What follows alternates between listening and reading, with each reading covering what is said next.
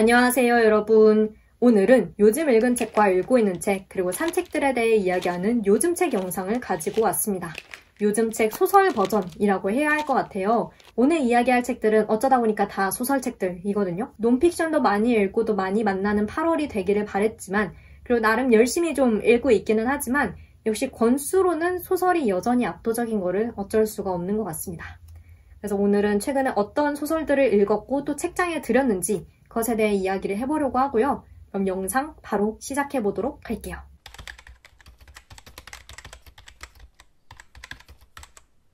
우선은 요즘 읽은 소설 2권에 대해서 이야기를 해보려고 하는데요. 2권 다 지난 8월에 읽을 책 고르는 영상에서 읽을 거다라고 말씀드렸던 책들입니다.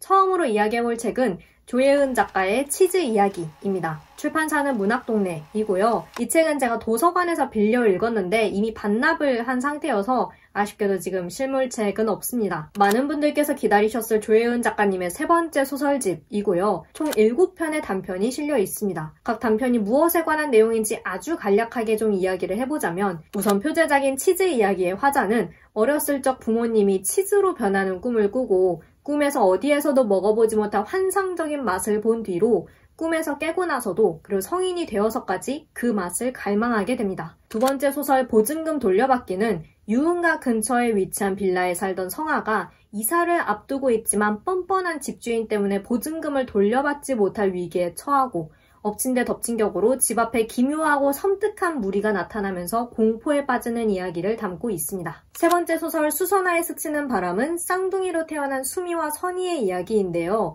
언니인 수미는 어렸을 때부터 모든 좋은 것들을 선희에게 양보해왔고 물질적으로는 좋은 것을 가졌지만 늘 욕심 많은 동생이라는 죄책감을 느껴왔던 선희는 이제 유명한 인플루언서가 돼서 연애 프로그램에 출연하게 됩니다. 반쪽머리의 천사는 스릴러 영화에서 금방 죽는 조연이었던 기주영이라는 영화 속 인물이 뒤통수가 뭉개진 채로 현실의 영화관에 나타나면서 벌어지는 이야기를 그리고 있고요. 이제 다음 소설부터 마지막 소설까지는 SF 장르에 속하는 단편들이라고 봐야 할 텐데, 우선 소라는 영원이는 손 닿는 사물의 기억을 읽어낼 수 있는 사이코메트리 능력을 지닌 소라의 파란만장한 삶을 그리고 있습니다. 2번째 혜연은 알츠하이머를 앓는 백연과 죽은 딸의 기억을 이식받은 복제인간 혜연이 우주여행 중에 우주선이 난파해서 어느 낯선 행성에 떨어지는 이야기를 그리고 있습니다. 그리고 마지막으로 안락의 섬은 어느 날 굉장히 학구적이면서 인도적인 외계인들이 지구에 와서 뉴 데스 아일랜드를 홍보하는 것으로 시작해요.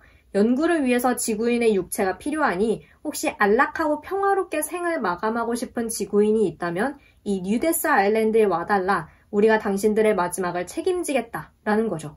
그리고 이 소설의 화자는 죽음을 앞둔 반려견 플로와 함께 뉴데스 아일랜드로 향합니다. 앞의 3작품은 공포, 특히 학대와 방임, 주거, 지배와 조종 같은 이 현실에 기반한 공포가 중요하게 다루어지고 있고, 그에 따라서 자연히 소설 자체도 굉장히 끈적하면서 섬뜩한 분위기를 지니고 있고요. 정확히 중간에 있는 반쪽머리의 천사라는 작품에서 분위기가 크게 전환됩니다. 이 소설은 말씀드렸던 것처럼 뒤통수가 뭉개진 영화 속 인물이 눈앞에 나타난다 라는 그로테스크한 이미지를 그리고 있기는 하지만 이야기 자체는 꽤나 유쾌하고 또 따뜻하게 느껴지거든요. 각자의 삶에서 주연으로 살아가고 싶지만 어쩐지 자꾸 조연이 되는 것만 같을 때, 그래서 좀 우울해지고 주눅이 들 때 옆에서 든든하게 손을 잡아주는 작품 같다 라고 해야 할 것 같습니다. 그리고 이 작품을 기점으로 후반부의 새 소설은 SF로 장르가 바뀌게 되고 인간의 삶과 기억, 그리고 타인들과의 관계라는 조금 더 깊은 차원으로 파고드는데요. 공포로 시작해서 뭉클한 감동으로 끝을 맺는 이 소설집, 정말 장르적으로나 주제나 분위기, 내용적으로나 진짜 다채로운 이야기들을 읽었다라는 생각이 들었습니다. 다 읽고 나서 책을 딱 덮으면 이 책에 등장하는 장면을 빌려서 이제 이야기를 하자면, 마치 각기 다른 맛의 치즈가 올라간 플래터가 있고 크래커 위에 그 치즈들을 하나씩 이렇게 야무지게 올려서 먹은 그런 기분이 들거든요. 앉은 자리에서 가뿐하게 다 읽었던 책이고, 아마 많은 분들께서 이미 읽어보셨거나 관심을 갖고 계시겠지만 혹시 아직 안 읽어보셨다면, 특히 조예은 작가님의 작품을 아직까지 안 읽어봤다면 이 책으로 한번 시작을 해보시는 것도 좋을 것 같습니다. 그래서 첫 번째 책, 치즈 이야기, 비록 제가 지금 실물책을 가지고 있지는 않지만 한번 먼저 이야기를 해봤고요. 이제 다음 책들부터는 실물책을 가지고 있습니다. 이 책도 읽었는데요. 이기호 작가의 명랑한 이시봉의 짧고 투쟁 없는 삶이라는 책이고 문학동네에서 나왔습니다. 이 책은 문학동네에서 리뷰 의무 없이 보내주셨던 책이고요. 이 책은 장편 소설이고 보시다시피 분량도 꽤 되는 책인데 500쪽이 훌쩍 넘는 책이거든요. 그런데 이틀 만에 다 읽었던, 그러니까 도대체 이 뒤에 어떻게 되는 것인지 궁금해서 멈출 수가 없고 앉은 자리에서 100쪽, 200쪽 그냥 쭉쭉 읽어버렸던 그런 책입니다. 줄거리를 소개하자면 이 책의 주인공은 이시봉이라는 비숑 프리제를 키우는 이시습이라는 남자입니다. 이들에게는 사연이 있는데요. 몇 년 전까지만 해도 공장에서 일하던 아버지가 공장을 나와서 이제 피자집을 운영하고 계셨어요. 그런데 어느 날 가게 문이 열린 사이 이시봉이 튀어나가고 놀란 아버지가 이시봉을 데리러 나갔다가 그만 사고를 당해서 세상을 떠나고 말았습니다. 이러한 상실의 경험 때문에 시습은 얼마 안가 학교를 그만뒀고 그렇게 20살이 되어서 집에서 집안일을 하고 밤에는 이시봉과 산책을 나가서 술을 마시고 돌아오는 그런 다소 단조로운 생활을 이어오고 있었습니다. 그런 시습과 이시봉 앞에 앙시앙하우스에서 사람들이 찾아옵니다. 시습의 친구가 SNS에 올린 영상 속 이시봉을 보고 찾아온 건데요. 앙시앙하우스는 말하자면 비숑 프리제를 전문으로 관리하는 센터 같은 곳인데 이곳에서 나온 사람들의 말에 의하면 이시봉은 후에스카르 계열의 비숑이다 라는 거예요. 1997년에 비숑 프리제가 한국에 처음 들어왔는데 그때 들어온 아이들이 후에스카르 계열의 후손이다. 후에스카르 계열의 비숑은 옛날 유럽의 왕족과 귀족들이 키우던 굉장히 희귀한 비숑 프리제인데 한국에서 이제 이 계열은 자취를 감췄고 지금 사람들이 일반적으로 키우는 비숑은 다른 계열의 자손들이다. 그런데 이시봉이 전라남도 나주시 왕곡면 출신의 이 이시봉이 자기들이 애타게 찾던 그 희귀하고 귀족적인 계열의 후손인 것 같다. 그래서 우리 대표님께서 꼭 보고 싶어 하신다. 이렇게 이 소설은 평범했던 이시습과 이시봉의 삶에 앙시앙하우스의 사람들과 그들의 대표인 정채민이 끼어들면서 벌어지는 일을 그리고 있습니다. 그리고 그것은 시습과 시습의 친구들, 시습의 아버지와 동료들, 이시봉의 부모 강아지들, 정채민 대표와 그와 관련된 사람들, 그리고 한국을 넘어서 프랑스와 몇백 년 전 스페인으로까지 뻗어나가고 또 거슬러 올라가는 이야기이고요. 일단은 재미있습니다. 말씀드렸다시피 도대체 이들에게 무슨 일이 벌어지는 것인지, 그래서 이 후에스카르 계열 비숑과 이시봉은 도대체 어떤 관계인지 궁금해서 중간에 멈출 수가 없고요. 그리고 이야기와 인물들 간의 관계가 워낙 거미줄처럼 얽혀 있다 보니까 이거 도대체 어디까지 뻗어나가는 거야 싶어서 또 멈출 수가 없습니다. 사실 결말 부분에 가서는 제가 스포 때문에 자세히 말씀드릴 수는 없지만 기대했던 것보다 조금 너무 쉽게 끝맺어진다라는 생각이 들기는 했거든요. 왜냐하면 워낙 집요한 인물들이고 또 복잡하게 얽혀있는 사건이기 때문에. 그런데 그래도 책장을 딱 덮고 나서 정말 재미있었다 라는 생각이 드는 것은 마찬가지였습니다. 그리고 동시에 인간과 비인간 존재들, 이제 이 책에서는 비숑 프리제가 될 텐데 그들의 관계와 그 상반된 모습에 대해서도 생각하지 않을 수 없었는데요. 제목처럼 소설에 나오는 이시봉은 투쟁 없이 명랑하고 솔직하고 현재를 충실히 사는 작고 순수한 비숑입니다. 반면에 인간들은 투쟁 있고 때로 우울하거나 집요하고 자주 솔직하지 못하고 과거에 붙잡히거나 아니면 아직 오지 않은 미래에 집착해서 현재를 포기하면서 살고 있죠. 그 과정에서 너무나 많은 비인간 존재들을 이용하거나 희생시키기도 하고 동물과 자연에 대한 인간의 착취 혹은 반대로 인간과 동물, 인간과 비인간 존재의 아름다운 공존과 교감은 사실 수많은 작품들에서 반복적으로 그려온 주제이고 이 작품 역시 그것을 중요하게 그리고 있지만 소설을 읽으면서 오히려 자꾸 생각하게 된 것은 우리 인간들은 결코 살아보지 못할 이 강아지들의 명랑하고 투쟁 없는 삶 그 자체였습니다. 그러니까 투쟁 없이 명랑하게 누군가를 이용하거나 속일 생각하지 않고 또 현재에 충실한 삶을 산다는 것은 도대체 어떤 일일까? 그런 삶을 살아볼 수도 없고 상상할 수조차 없는 한 명의 옹졸하고 또 번뇌 많은 인간이라는 게 조금은 서글프게 느껴졌던 그런 독서였고요. 어쩌면 이것 자체도 너무나 인간 중심적인 생각일 수도 있지만 그래 저희 집에서 같이 사는 거는 아니지만 그래도 저에게도 너무나 소중한 강아지 친구가 있는데 이 소설을 읽으면서 정말 여러 번 집을 뛰쳐나가서 그 강아지 친구한테 가가지고 이렇게 꼭 껴안아주고 싶어지기도 했습니다. 내가 모르는 역사와 앞으로도 알 수 없을 비밀을 간직한 내 곁의 존재를 조금 더 많이 사랑하게 되는 그런 소설이었고요. 그리고 몰랐는데 이 책의 중간에 이런 포토카드가 끼워져 있더라고요. 초판 한정인 건지는 모르겠는데 우리 집 막내 이시봉이라고 적혀 있거든요. 실제로 이기호 작가님께서도 이시봉이라는 강아지와 함께 살고 계시다고 해요. 아마 이 사진 속 강아지는 작가님의 이시봉이겠죠? 이거를 보자마자 웃음이 났습니다. 자신의 반려견을 굿즈로 만들어서 수많은 사람들에게 나눠주고 싶은 마음, 이 아이의 사랑스러움을 온 세상 사람들이 알았으면 좋겠다 하는 그 마음이 뭔지 너무 잘 알 것 같아가지고, 그래서 이 책을 읽으면서 아주 여러 번 이 사진 속 이시봉과 이렇게 눈을 마주치면서 이 책을 읽었죠. 그래서 이야기부터 포토카드까지 정말 재미와 애정이 가득했던 책이고요. 여러분께도 꼭 읽어보시라고 추천을 하고 싶었습니다. 전 세계에 있는 모든 이시봉들이 정말 건강하고 투쟁 없이 행복한 명랑한 삶을 살 수 있기를 바라면서 이 책 여러분께 추천을 드립니다. 다음으로는 요즘 읽고 있는 소설에 대해서 이야기를 해보도록 할게요. 요즘 여러 권의 책들을 그래도 조금씩 읽고 있기는 한데 그중에 소설로는 이거 한 권 딱 하나 읽고 있고 8월 독서 계획에 없었는데 난데없이 갑자기 불도저를 끌고 밀고 들어온 책이라고 해야 할 것 같습니다. 바로 이 책, RF 쿠앙 작가의 바벨이라는 책입니다. 출판사는 문학사상이고요. 2권으로 나누어진 책인데 저는 그중에 지금 1권, 딱 1부, 150쪽 정도 읽었습니다. 이 책은 진짜 제가 출간을 너무나 오랫동안 바라왔던 책인데요. 일단은 줄거리부터 먼저 이야기를 해보자면 소설은 1830년대 영국 옥스퍼드를 배경으로 하고 있습니다. 근데 이제 대체 역사 소설이고 판타지 소설이기 때문에 판타지 버전의 옥스퍼드인데요. 소설 속의 영국은 실제 역사에서 그랬던 것처럼 여러 식민지들을 거느리고 있는 대영 제국의 영광을 누리고 있는 곳이고 또 소설 속 세계관으로는 음막대와 실버워크에 의해서 더 큰 번영을 누리고 있는 곳입니다. 음막대는 말 그대로 은으로 된 막대인데 이 음막대를 사용해서 마법을 부릴 수가 있는 것 같습니다. 이렇게 음막대를 만들고 마법을 걸고 하는 거를 실버워크라고 부르는 것 같고 사실 이 세계관에 대해서는 제가 조금 더 파악을 해야 되기 때문에 저도 아직 완벽하게 알고 있는 상태는 아니고요. 어쨌든 이 이야기는 리처드 러벌이라는 교수가 중국의 광둥에서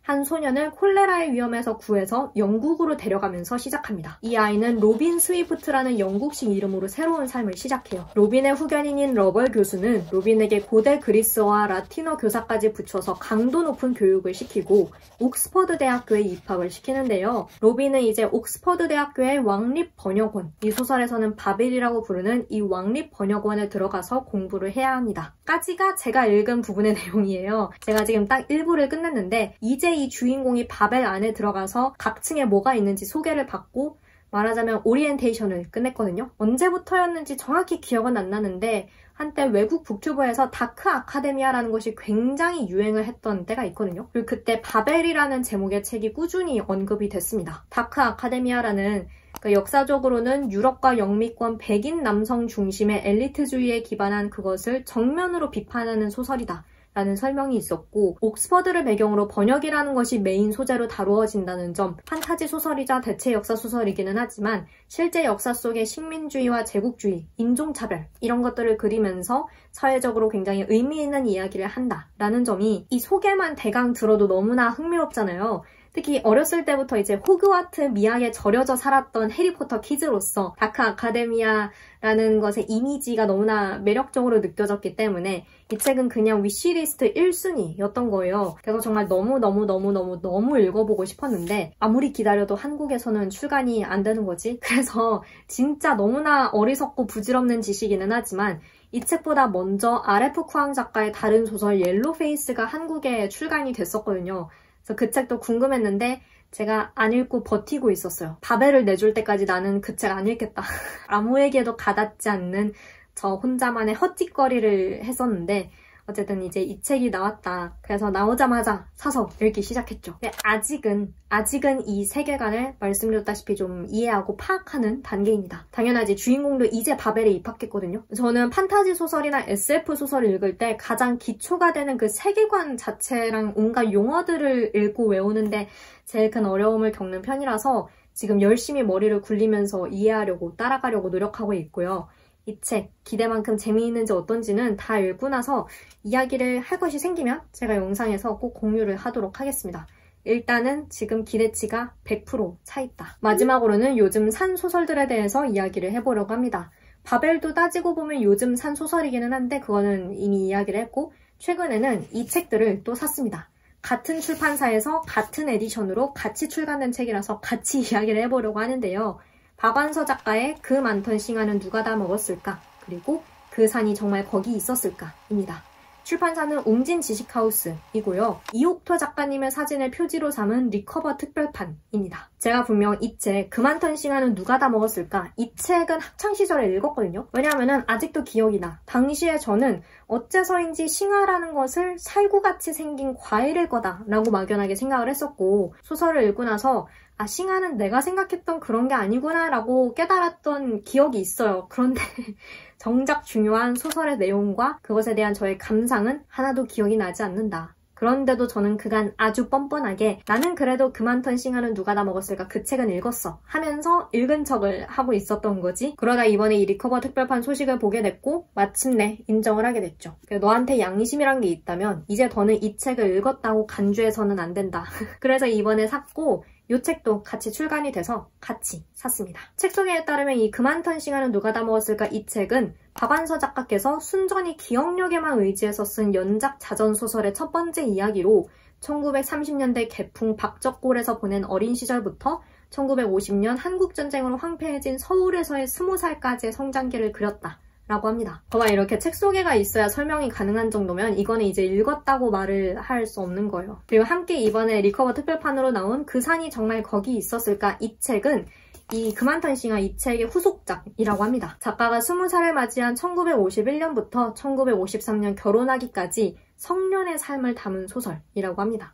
작가님께서 생전에 가장 아꼈던 작품이라고도 하고, 그리고 아마 이 책은 제가 안 읽었을 거예요. 그래서 이 책에 대해서는 부끄러움은 없습니다. 안 읽었으니까. 이런 거를 보면은 제가 정말 2000년대 이전의 한국 문학에 대해서는 진짜 문외한이라고 불러도 과장이 아닐 만큼 아는 것이 없구나라는 그런 머쓱함이 밀려와요. 늘 그 공백을 메우고 싶다라는 생각을 해도 저에게 익숙하고 또 잘 아는 작가들의 신간소설에 자꾸 손이 가서 한국 문학의 거목, 작가들의 작가로 불리는 작가들과 그 작품들을 자주 읽지 못하고 있는데 그것에 대한 아쉬움도 늘 있었고 박완서 작가님의 작품들을 다시 제대로 읽어보고 싶다라는 생각도 했고 그리고 마침 이렇게 리커버 특별판으로 나오기도 했으니까 이렇게 샀죠. 그만턴 싱하는 누가 다 먹었을까 이 책에는 이옥토 작가님의 작품으로 만든 이런 책갈피가 같이 들어있더라고요.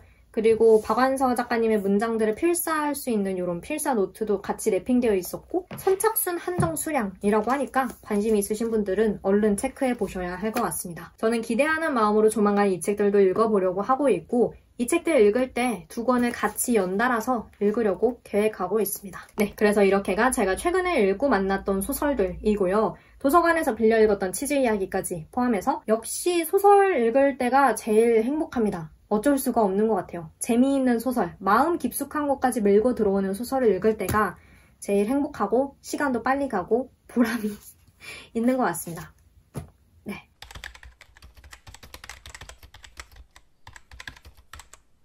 이 재미있는 책들을 읽는 여름 독서 브이로그를 꼭 찍고 싶었는데 너무 더워가지고 그거를 못 찍은 게 많이 아쉽습니다. 재미있는 책들 많이 만나고 있는데 얼른 처서 매직이 이루어지기를 간절히 바라고 있고요. 여러분은 요즘 어떤 책들을 읽고 계신지 숨어있는 보석 같은 책들을 또 발견을 하셨는지 그것도 좀 궁금해요. 댓글로 이야기 나눠보면 너무나 좋을 것 같습니다.